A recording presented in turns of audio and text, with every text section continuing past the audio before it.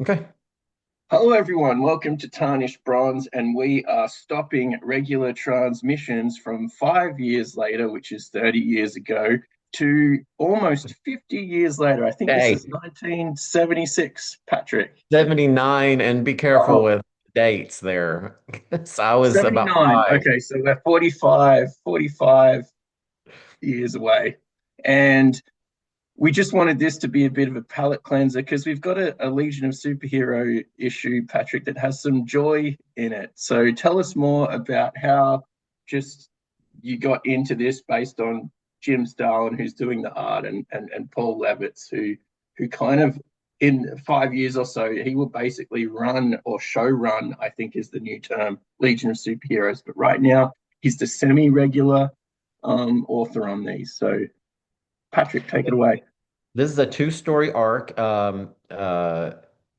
Cover date from April 1979, so I had just turned five, and I did not have this first issue 250, but I did have the issue where it wraps up 251, which is actually much better. I mean, they're both great issues, I think, but it's better in this instance to have 251. Back in those days, if it was a two-issue arc, basically the beginning of the second issue tells you everything that happens in the first anyway.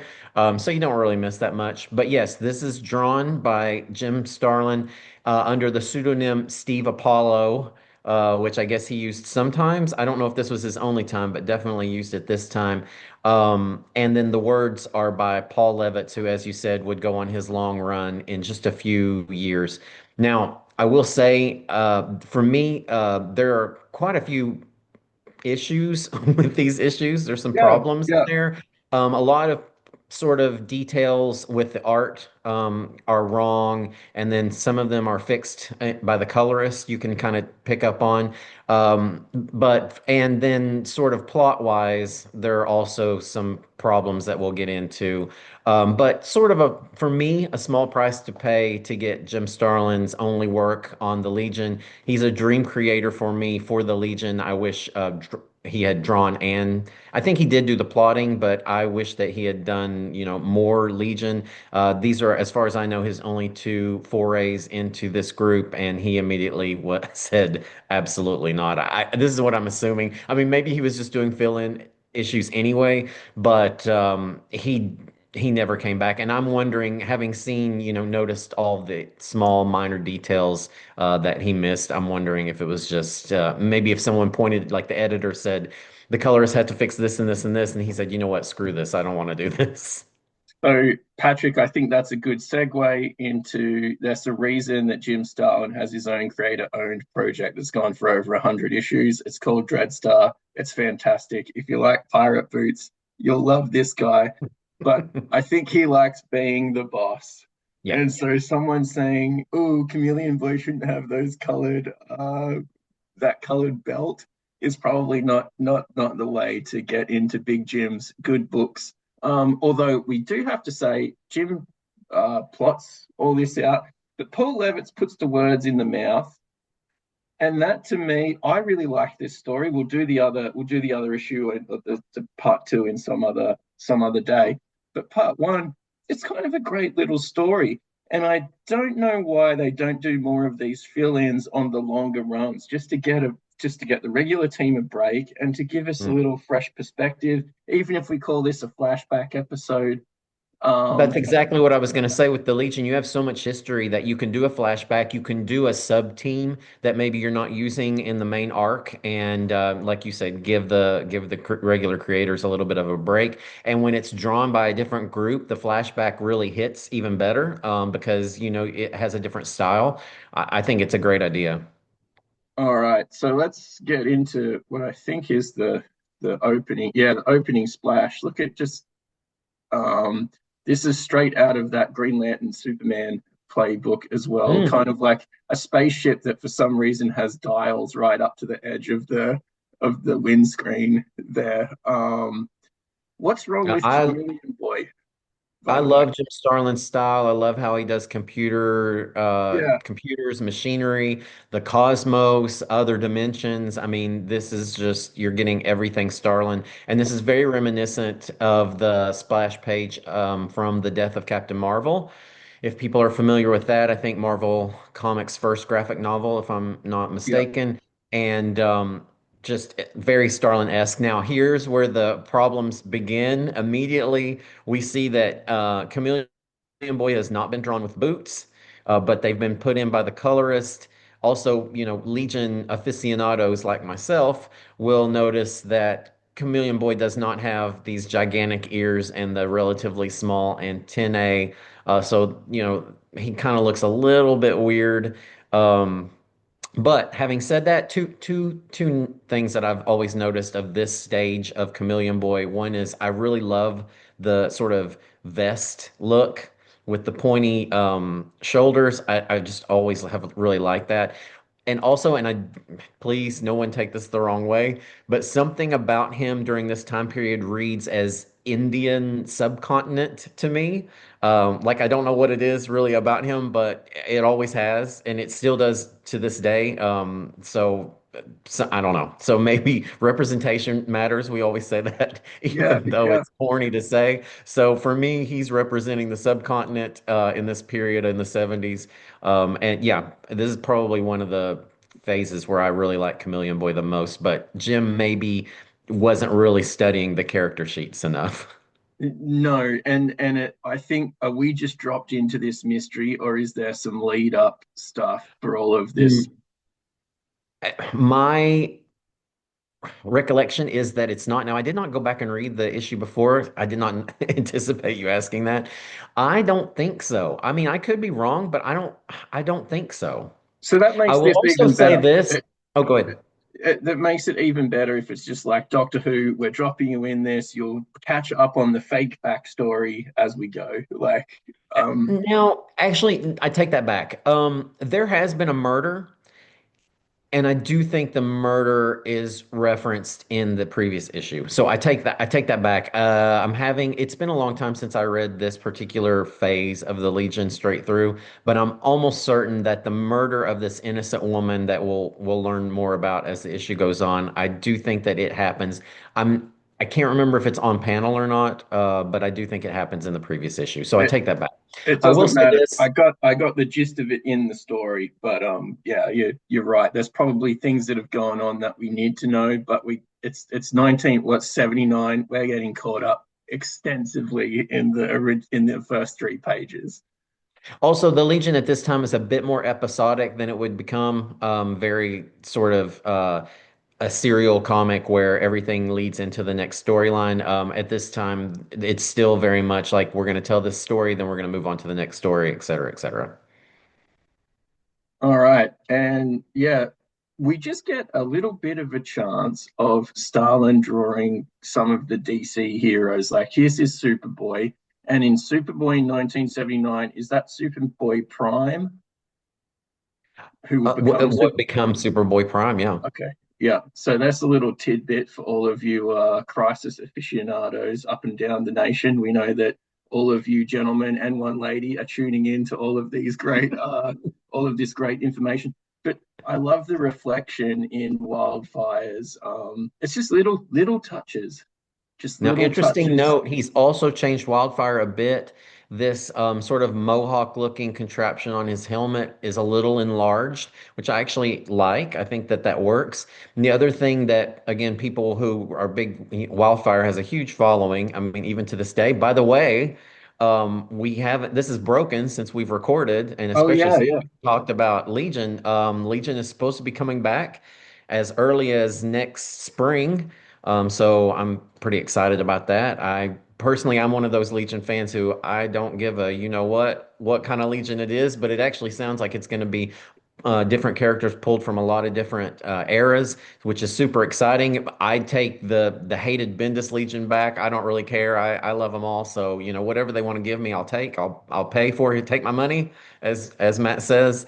But Wildfire fans, and like I said, there are a huge number of them. I like him okay, not as much as his crazed fans, I think. But his visor usually goes underneath his jaw, so Levitz has shortened it a little bit here. Would you say this is his star turn? Like, there's not that many solo wildfire stories, and I know we get the dragged out subplot in the future between him and Dawnstar, but that's really kind of the C or D plot that's done to just take personalities and drive them forward. But this is sort of his a real chance for him to shine as far as the reading that I've had. Although He was perhaps, Legion. yeah. He was Legion leader at this time, so Oh, he did okay. play more of a front role. And I will say this, yes, a little bit more of a star turn for him, but he was one of the Legion characters who was really used ubiquitously throughout the 80s. I mean, Okay. he had he was popular then, and I think the writers probably knew. And so he was really one that you usually saw at least somewhat. Now there's such a huge cast of characters, and Levitz during his long run really used them all, I would say, as much as he possibly could, So, rotating in uh, 20 to 30 characters. But Wildfire was really always there. the double act with him and Quizlet does ring large in the memory, Hmm. but I have not read any of these Grell issues that sort of precede this. There's a sort of 20 to 30 chunk that precedes this, and I was just Also wondering with is also with Block. He had a okay. very close friendship with Block, and that was sort of showcased a lot. I just love the way Starlin draws these characters. I mean, seeing these characters that I'm so familiar with, even just standing in the background, for me as a kid, this is amazing. I just This want to is see the characters on the yeah. page. I don't care if they're speaking. I to have them all reacting aghast and agog. I just love it so much. The This could be a boring talking heads page, but the third panel here changes the scene up. You get a nice like shot of the headquarters. My one little thing, I think Brainiac seems a bit off model. He looks real ripped there. He looks like he's been looking at Johnny Weissmuller, Tarzan, like TV shows, and is just like hitting the gym big time. I usually perceive Brainiac as like this more lithe, some occasionally like boyishly gaunt, if you know what I mean, rather than haggardly Hmm. gaunt. But yeah, he just looks very solid there. Another, for reasons that escape me, this guy just appears fantastic. We're talking about reaction shots to the conversation. Now we're getting reaction shots to a thing happening. So I, I I kind of like all of this structural stuff that you have to do to sell this otherwise absurd gimmick, Patrick. Your thoughts Yeah. on that? So we find out later. I think to talk about it, we're going to have to just give it away Yeah, because it does happen in this issue, but doesn't it happen in this issue? I reviewed my notes for both issues. So actually, maybe we don't find out who's behind the plot yet. I think Um, yeah, I think the Oh no, no, we do. I yeah, apologize. I apologize. It happens at the end of this issue, towards the end yeah, of this issue. So we know because we've read it that Brainiac 5 is behind this. Like I said, we can talk in the wrap up more about that. But apparently he's murdered an innocent woman and he is intent on destroying the universe and himself in it because he feels unappreciated or underappreciated for saving the universe. So he's going to destroy it and himself in the process, I presume. So yeah, the honestly, I actually feel like I read a lot of Starlin. I love the way, especially his handling of Captain Marvel and that milieu, if you yeah. will. So if you put infinity and then some sort of noun after it, again, as Matt says, take my money. Most of the time, I'm gonna definitely enjoy that. Um, and I really find that his plots are usually more thought out and tighter. In fact, I just read, I did not have this, and I'm kind of surprised. Infinity Abyss, which was really good. I enjoyed it a lot. It's not something that we'll cover with the show. It's very far outside the Bronze Age, I'm pretty sure. But it was good, and I think I may have even texted you about it. But it was good. I liked it a lot. But that's just one example of where I really felt like the plot made more sense.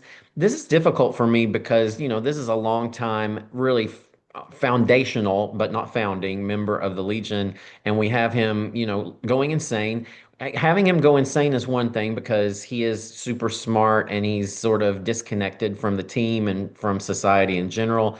But having him become a murderer and then sort of uh, work against the Legion so strongly, Yeah, there are, like I said, there are issues So, with that we can get into later. so But this is we're him casting a hologram so that he can speak to the team without giving himself away, yeah, and that's why they use this very strange plot device.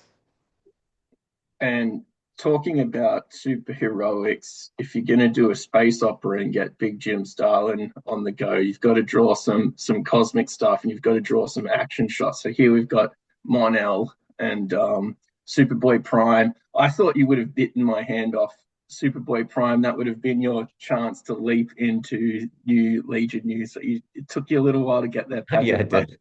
but It's fair. just just fun stuff, and it doesn't need to be super detailed. In fact, outer space does not look like that as far as all the images from the Hubble telescope have shown us. But nonetheless, it does make a great backdrop, and we get a lot of action. How how long until sort of the thought bubbles get get jettisoned? So the thought bubbles get jettisoned maybe 2000 is the year 2000 when we don't see thought bubbles Hmm. anymore. I So never really this is thought about that. but this is almost that Levitz is known for that, like Levitz and Wolfman in Legion and Teen Titans are trying to do that sort of special sauce Chris Claremont stuff. And in this issue, even though there's so much ground to cover and so many moving parts and so much crazy stuff, I didn't really notice too much internal monologuing. It's actually quite dialogue driven. So Hmm. even though there's a lot of stuff happening on the page, I think we only get thought bubbles in the Chameleon Boy thing, and then maybe later on in some captions. So, but as we look at the next issue, Patrick, maybe just keep an eye out and note the Hmm. lack of thought. It's all discussed, and I'm blanking on in this bottom right hand corner why Superboy Prime all of a sudden looks like Superboy Omega, because he just looks like he's aged about 15 years in that one panel. But Even the top one, he kind of looks a little bit older than a boy, but in the 70s they were a little bit more adult looking, I think. This panel reminds, or this page reminds me also that we're having some scripting issues as well, besides the minor issues with the illustrations. For example, here Monel is saying, "Okay, Element Lad," but in the previous page, Element Lad wasn't the one that was speaking. There was another time before this where Wildfire says in Lightning Lad's absence, but we've seen Lightning Lad in the group shots. So again, this is Jim Starlin stepping in to draw this page. He probably has the character pages. He throws Lightning Lad in there, and he doesn't realize that we've already worked away from the episodic enough that Levitz knows that Lightning Lad has to be gone so that somebody else is the deputy leader. That's what I recall. I think Wildfire's the leader, Lightning Lad is the yeah, deputy leader, but he's not there. So maybe somebody else is in charge of the away team. Levitz is trying to cover it with the plot, but then it's not matching what the drawing is and saying. and So and hence the credit to Steve Apollo, because I imagine that if you're sort of the auteur who's going to be bothered to do 100 issues of your own series, you're not super jazzed by someone saying, "Oh, that's Chameleon Boy, not Lightning Lad." Like, can yes. can you redraw this whole page? And it really doesn't affect the story, like you said. It's a good story. Again, there are more sort of philosophical issues that I have with this, in sort of when you plop it into the grand scheme of Legion. We'll get there because it seems a bit strange to me too. But the minor issues really don't detract from the storytelling. I only noticed them this time because I knew we were going to be speaking about it. So Yeah, was reading a little more closely. I probably didn't even notice it when I read it the first time. yeah. On close reading, it all just is fun, aside from the major sort of gear shifts with some of the characters that we'll get into. But it's fun and it's drawn really well. And so if a story is fun and it's drawn by a Steve Ditko running on fumes, not quite as good a Legion story. If a story is fun and it's drawn by Jim Starlin, who's just going for gold because all he has to do is 40 pages and he's done with the Legion forever. Just amazing, amazing, amazing stuff. Like, look at the facial expressions. Like, so, I didn't really usually notice this stuff if I was reading this as a kid, but because this is 2 issues and time is at a premium, I'm divorced from all of the presaging events because I'm just reading a lot of this early pre-Levitz Legion. I know this is Levitz, but pre-1984 Legion, all randomly. This issue was a breeze to read. It's so fun. It's Mhm. really good animations.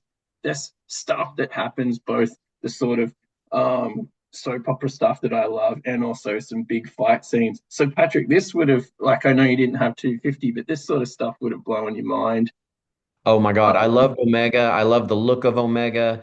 I definitely went back to the 251 many times, read it and read it and yeah, reread it. Jim Starlin, I didn't even know Steve Apollo from Jim Starlin. I didn't know anything. All I knew was I love the way this looks.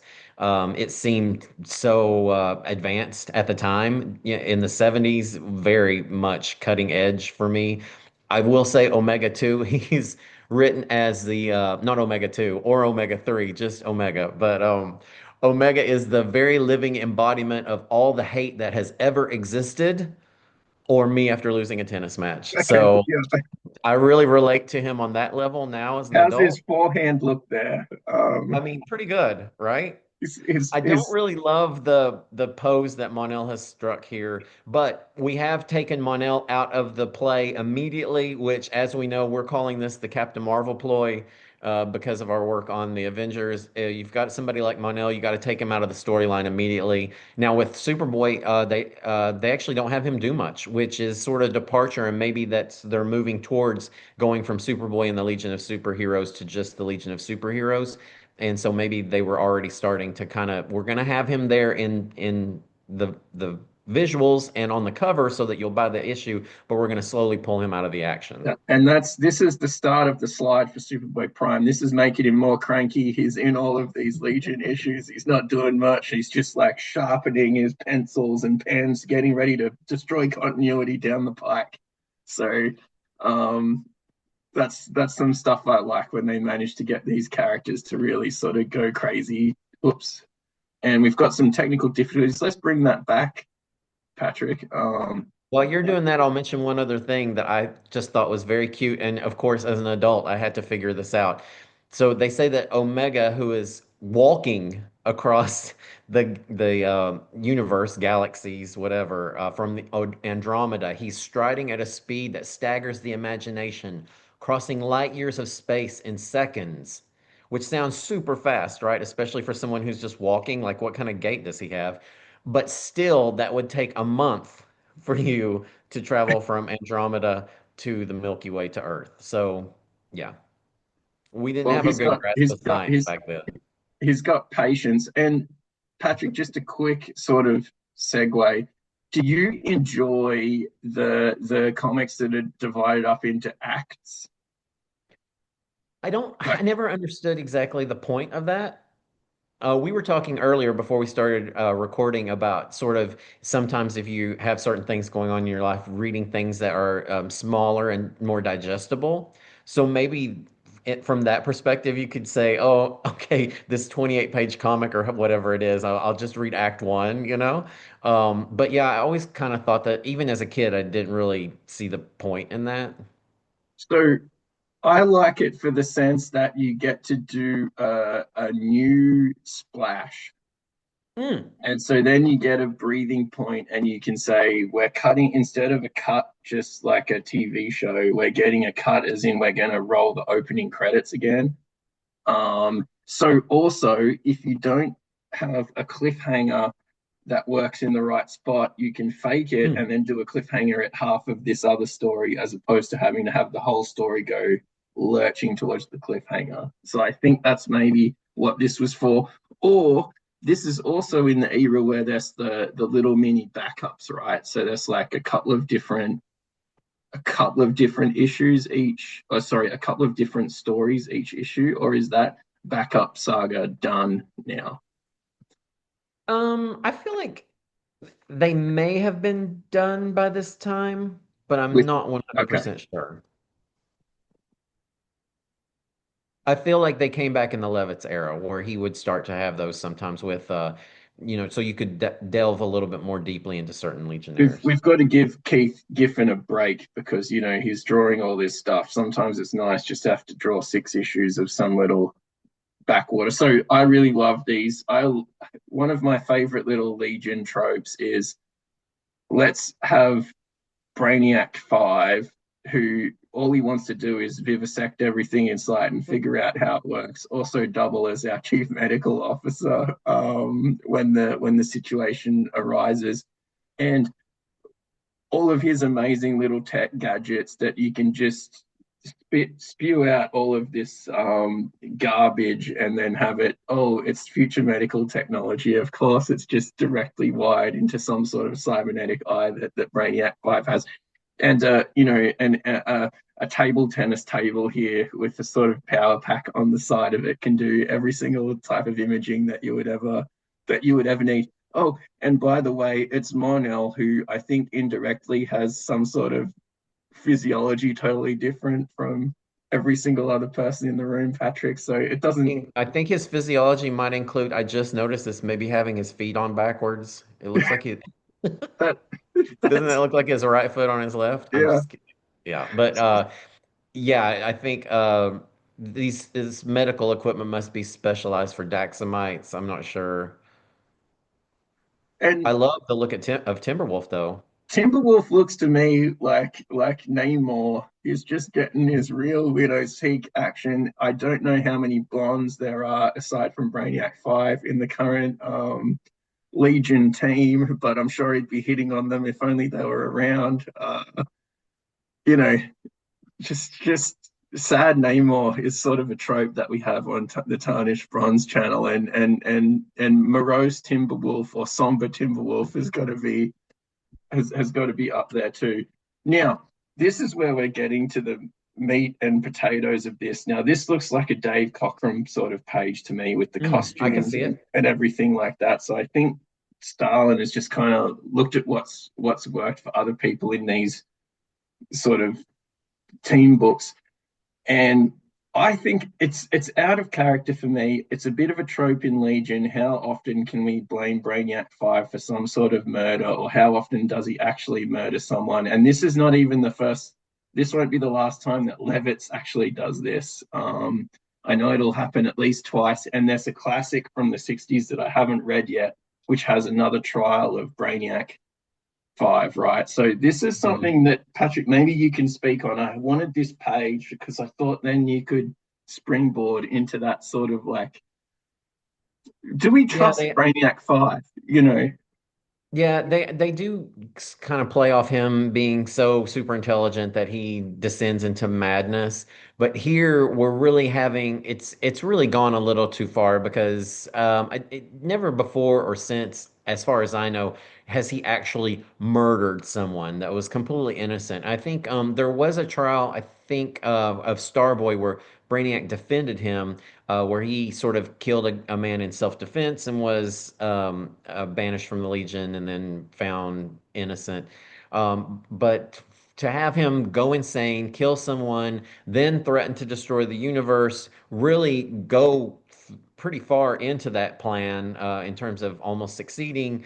And then, like I said, not to put the cart before the horse, but he kind of returns to regular duty in the span of a few issues.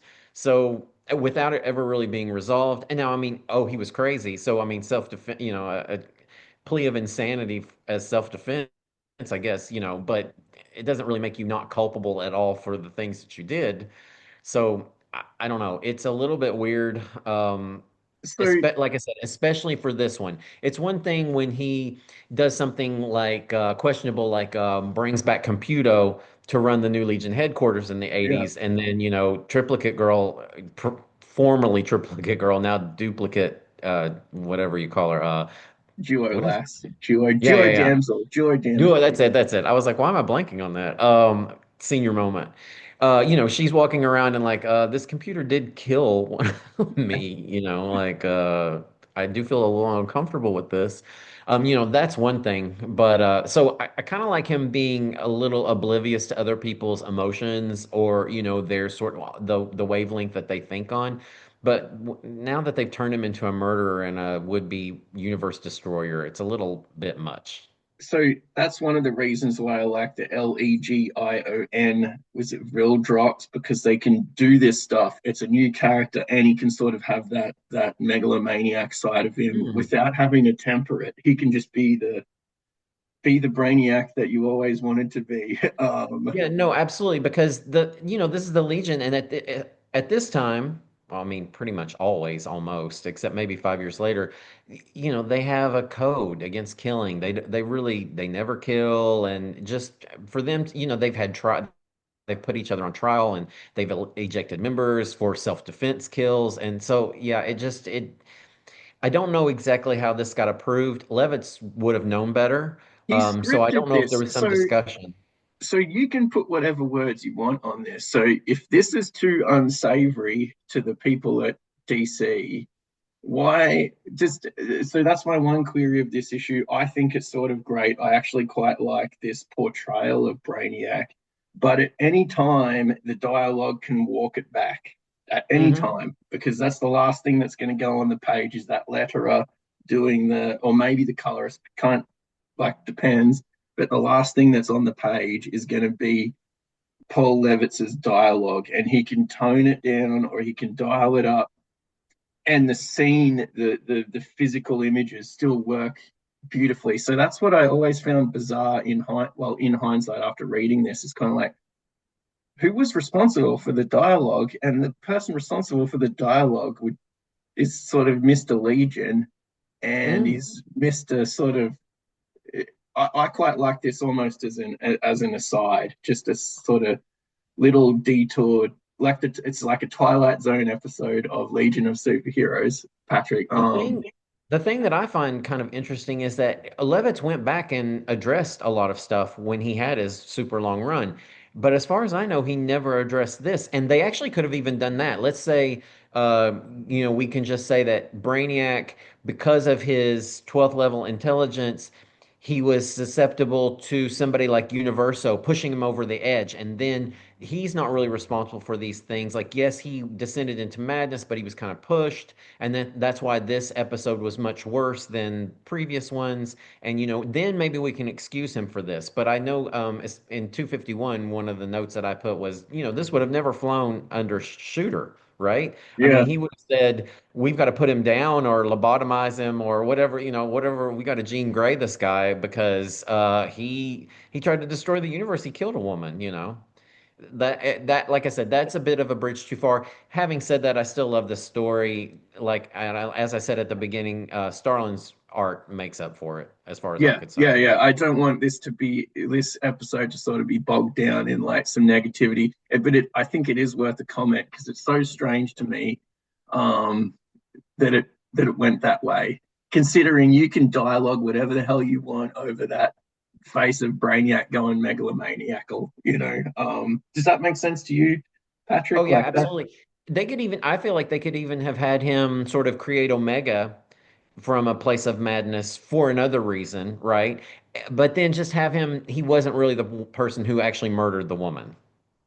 That works too, because that's where we're going too far. Now, when Omega eventually comes to Metropolis and basically almost, destroys it or decimates it, let's say that, how did no one die during that? But, anyway, that's a story for another day. That's a story for the next issue. So the big part of this issue is Jim Starlin, great artwork, some excellent scenes with Brainiac. It's great to see just a different complexion on the Legion, even though Mike Grell and the person coming later, Pat Broderick, would look really great. Always good to see Jim Starlin draw anything. Levitz is not the doesn't have the quite the chokehold over Legion that we thought that he did, at least in these two issues, which was a bit of a surprise for me. I thought like a lot of that would have been codified a bit more, but he does love the tropes. He does like to weave in and out old stories and expand them up into a more full sort of Mhm. Bronze Age style script rather than the we got to finish this thing in 12 pages or less, with preferably as much rinky dink stuff as we can possibly muster. So, Patrick, I really loved covering 250 with you. I think we might do the culmination of this saga and the beatdown with Omega in a different episode. Let's keep this one short and sweet. This has been a palate cleanser from our usual 5 years later coverage. We've got three arcs running through Tarnished Bronze right now: Justice League of America, Detroit, the Interstitial Avengers, and 5 years later. At some point down the pike, we'll have to get out of this rut.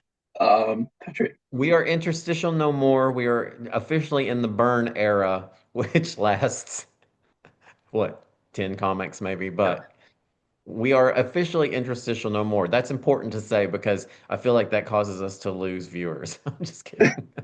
Yeah. So, thank you, 45 gentlemen and lady, for tuning in. Patrick, I'll talk to you very soon. We'll cover 251 amongst some other things, and it's been fun to read a fun Legion issue. Is it good? That's neither here nor there, but it definitely was fun covering this with you. So we will see you shortly. Like, follow, and subscribe. There's plenty more Legion content that you may or may not want to check out on the channel.